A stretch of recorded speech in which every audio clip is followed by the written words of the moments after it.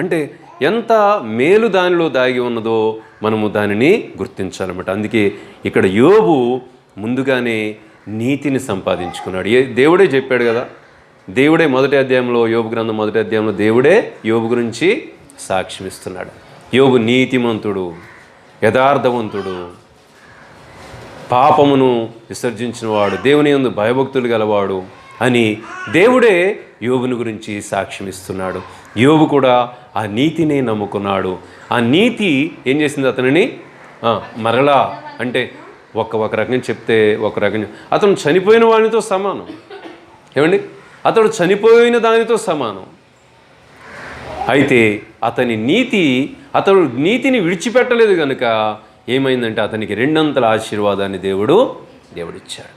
కాబట్టి మనకి శోధనలో యోబు గురించి చక్కగా అది ఇందాక చదివిన పేతురు పత్రికలు చదివిన, అంటే ఎవరైనా ప్రభువుని నమ్ముకున్న తర్వాత ఏదైనా శ్రమలు, శోధనలు ఇలాంటివి వచ్చినప్పుడు వారు నీతి ప్రవర్తన కలిగే జీవించాలి. అటు ఇటు తొలగిపోకూడదు, దేవుని మార్గములో నుండి తొలగిపోకూడదు, వాక్యములో నుండి తొలగిపోకూడదు.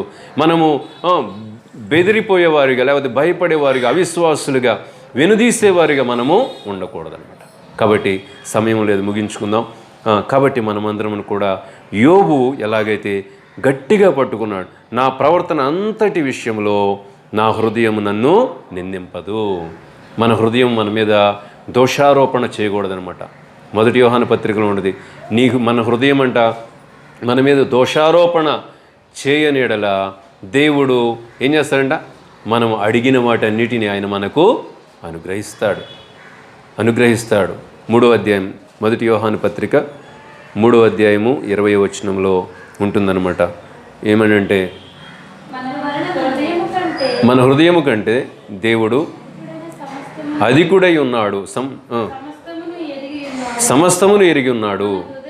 మన హృదయము ఏ విషయములలో మన యందు దోషారోపణ చేయునో ఆ విషయములలో సమ్మతిపరుచుకుందాము. అదనమాట. మన హృదయం ఏదైనా కానీ ఈ విషయంలో నేను తప్పు చేస్తున్నాను అనుకున్నప్పుడు మనం ఏం చేయాలంటే దేవుని క్షమాపణ అడగాలి. ప్రభువా, మరలా అలాంటి పొరపాటు నాలో జరగకూడదు, అలాంటి తప్పు నాలో జరగకూడదు, అలాంటి భక్తిహీనత నాలోకి రాకూడదు అని మనము మన ప్రవర్తనను ఏం చేయాలంటే దేవునికి సమర్పించుకున్నప్పుడు ఆయన మనల్ని ఏం చేస్తాడంటే బలపరుస్తాడు, మనల్ని స్థిరపరుస్తాడు, మనలను నడిపిస్తాడు. ఇవన్నీ కూడా దేవుని ద్వారా మనం పొందుకునేటువంటివి అన్నమాట. అందుకే ఇక్కడ మరి నా ప్రవర్తన అంతటి విషయంలో నా హృదయం నన్ను నిందింపదు, నిందలేని వారిగా మనము ఉండాలట. కొంతమంది నింద అంటే ఏంటి, కొంతమంది ఏంటంటే మనము మంచి చెప్పినా కానీ ఏం చేస్తారు, ఆ వ్యక్తి అలాంటి వాడు, ఎలాంటి వాడు అని ఏం చేస్తారు, ఆ వ్యక్తులైన వారిని దూషిస్తూ ఉంటారు. అర్థమైందండి? ఇప్పుడు దావీదు ఉన్నాడు, నాతాను వచ్చి తను చేసిన తప్పుని నాతాను ప్రవక్త వచ్చి దావీదుతో చెప్పినప్పుడు అతను ఏం చేశాడు, వెంటనే తన తప్పును సరిదిద్దుకున్నాడు. అలా కాకుండా ఇప్పుడు యేసు ప్రభు శాస్త్రుల పరిచయులకి బోధిస్తే వాళ్ళు ఏం చేస్తున్నారంటే యేసు ప్రభువునే నిందిస్తున్నారు. అది నింద కాదు. అదేంటంటే ఆ నిందలో సత్యం అనేటువంటిది లేదన్నమాట. అదే యేసు ప్రభు ఏదైనా తప్పు చేస్తే అప్పుడు వాళ్ళు నిందిస్తే అది కరెక్ట్ అవుతుంది. కానీ మరి వీళ్ళు సత్యమును అపార్థం చేసుకుని యేసు ప్రభు మంచివాడు కదా, ఆయన దెయ్యం పట్టినవాడు, ఆయన తిండిపోతూ లేకపోతే దేవుణ్ణి దూషిస్తున్నాడు అని రకరకాలుగా మరి నిందించినారు. ఆ నిందలను మనము యేసు ప్రభు పట్టించుకోలేదు కాబట్టి మనం కూడా అలాంటి నిందలని వాళ్ళు అలా అన్నారండి, ఎలా అన్నారు, వేస్ట్ అవన్నీ కూడా మనకి అంటే అనుకోని మనము దేవుని ఎదుట ఎలా ఉండాలంటే నిందారహితులుగా, దేవుని ఎదుట నీతిగా, దేవుని ఎదుట పరిశుద్ధులుగా, దేవుని ఎదుట మనము ఎలా ఉన్నామనేటువంటి దాన్ని మనము పరీక్షించుకుంటూ మన యొక్క భక్తిలో, మన విశ్వాసములో మనము ముందుకి కొనసాగాలన్నమాట. కాబట్టి ఇక్కడ మనం చదివిన భాగాన్ని మనము మరి జ్ఞాపకం ఉంచుకొని మనము కూడా దేవుని సన్నిధిలో నిబంధన చేసుకోవాలి.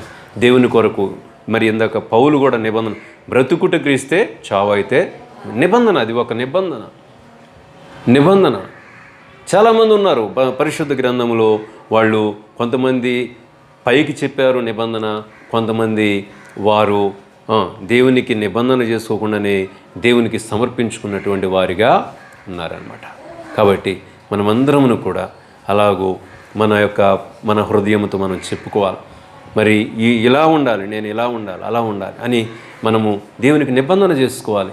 నీతిని మనం ప్రేమిస్తే ఈ లోకంలో ఏది కూడా మనకి నష్టం అనేటువంటిది ఉండదండి. ఏమండి?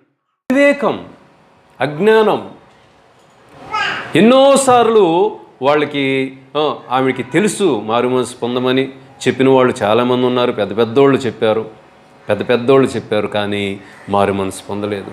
దేన్ని ఆధారం చేసుకుందంటే ధనము, వాళ్ళకున్న హోదా, వాళ్ళకున్న సుఖము, వాళ్ళ సౌఖ్యము, వాటినే ఆధారం చేసుకున్నారు. కానీ దేవుని యొక్క మాటను, దేవుని యొక్క సేవకులు ఎంతోమంది చెప్పినటువంటి ఆ వాక్యాలను వాళ్ళు జ్ఞాపకం చేసుకోవాలి. ఏముందండి, తాళాలు ఇచ్చేస్తే తీసుకుంటాడు, ఏదో పోలీస్ కేసు పెడితే మళ్ళా వస్తే, లేదంటే ఆయన పెద్ద ఉద్యోగం అండి, అలాంటివి ఎన్నో తీసుకురాగలడు, మరలా ఆ బంగారం అవన్నీ కూడా మరలా వాళ్ళకి సంపాదించి పెట్టగలడు. కానీ అవివేకము, అజ్ఞానము ఏం చేసినట్టు తన ప్రాణాన్ని తీసింది. ఈ రోజుల్లో అనేక మందికి దేవుని యొక్క జ్ఞానం లేకనే అలాగూ ఏమైపోతున్నారు, పాడైపోతూ ఉన్నారు. ఇక్కడ సాతాను కూడా ఏం చేస్తూ ఉంటాడంటే మనుషులు మోసం చేస్తాడు. ఒక పోటీ జరుగుతుందంట. ఆ పోటీలో ఆ యొక్క రన్నింగ్ రేస్, దానిలో ఎంతోమంది పోటీ పడుతున్నారు. కానీ ఒక ఆమె పోటీలో ఉంటే ఎవరు కూడా గెలవలేకపోతూ ఉన్నారండి. అయితే ఒక వ్యక్తి వచ్చి నేను ఆమెతో పోటీ పడతాను అని పోటీలో నిలబడ్డారు. అందరూ ఆసక్తిగా చూస్తుంటే సరే పోటీ ప్రారంభమైంది, పరిగెత్తుతూ ఉంది. నిజమే, ఆమె వేగంగా పరిగెత్తుతుంది. ఇతను కూడా పరిగెత్తుతూ ఉన్నాడు. ఏం చేసినాడంటే మెల్లగా తన జేబులో కొన్ని బంగారు నాణ్యాలు వేసుకున్నాడట. నాణ్యాలు వేసుకుని ఆమె పరిగెత్తుతున్నప్పుడల్లా కూడా ఆమె కనబడేలాగా ఒకటి విసురుతుంటే ఆమె ఏం చేస్తుంది, తన ముందున్నటువంటి ఆ గోల్ నేను రీచ్ అవ్వాలనేటువంటిది మర్చిపోయి బంగారు నాణ్యం అని చెప్పేసి ఆగిపోవడం, దాన్ని తీసుకోవడం, మళ్ళీ ఇంకొంత దూరం వెళ్ళి ఇంకోటి వేస్తున్నాడంట, మరలా దాన్ని అలాగూ వాటిని చూసుకుంటూ, వాటిని ఏరుకుంటూ, వాటిని తీసుకుంటూ పరిగెత్తులోగా ఈ వ్యక్తి రీచ్ అయిపోయాడు. అతనే గెలిచాడు.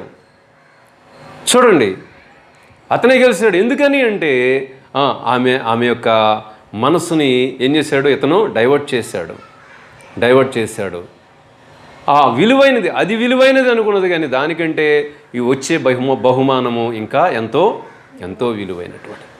ఆటల్లో బాగా రాణించిన వాళ్ళకి ఏం చేస్తారంటే గవర్నమెంట్ కొన్ని యాడ్స్ ఉంటాయి అన్నమాట.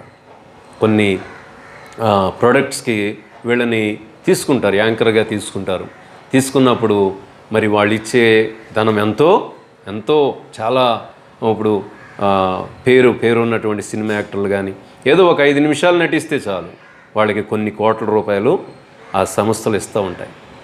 అలాగనమాట. చూడండి, ఆ యొక్క చిన్న బంగారపు నాణ్యాల కోసం ఆమె అలాంటి పెద్ద పేరుని, ఘనతని ఆమె కోల్పోయింది. సాతాను కూడా అలాగే చేస్తాడు. ఉన్నతమైన పిలుపునకు కలుగు బహుమానము దేవుడిస్తానంటే మనలను దానిని పొందుకొనివ్వకుండా మనకి అనేకమైన వాటిని మన ముందు పెట్టి దానిని మనం కోల్పోయేలాగా చేస్తాడు. వాడు ఎలాగో నరకానికి వెళ్ళిపోతాడు. నేను ఒక్కడే ఎందుకు వెళ్ళాలి నరకానికి? వాడి బాధ అదనమాట. వాడు ఎట్లాగో నరకానికి వెళ్ళిపోతాడు, వాడికి తెలుసు. అయితే నాతో పాటు కొంతమంది ఉంటే బాగుంటుంది కదా, నేను ఒక్కడనే ఏడిస్తే ఏం బాగుంటుంది, నాతో పాటు కొంతమందిని నేను కూడా తీసుకెళ్ళాలని వాడు ఏం చేస్తాడంటే దేవునిని వెంబడించకుండా అనేక రకాలుగా వాడు ఆటంకాలు కలిగిస్తుంటాడు. కాబట్టి రకరకాల శోధనలు పెడతాడు, రకరకాలుగా మనుషుల్ని ఏమారుస్తూ ఉంటాడు. కాబట్టి మనము వీటన్నిటినీ జయించాలంటే మనం జయించగలమా? మన వలన కాని కాదు. మనం ఏం చేయాలి? నిబంధన చేసుకుంటే దేవుడు మన పక్షముగా ఉండి మనకు సహాయం చేస్తాడు. దావీదు అంటున్నాడు, యుద్ధము యెహోవాదే. అంతే, దేవునికి మనము అప్పగించుకుంటే ఆయనే మనకి విజయాన్ని ఇస్తాడు.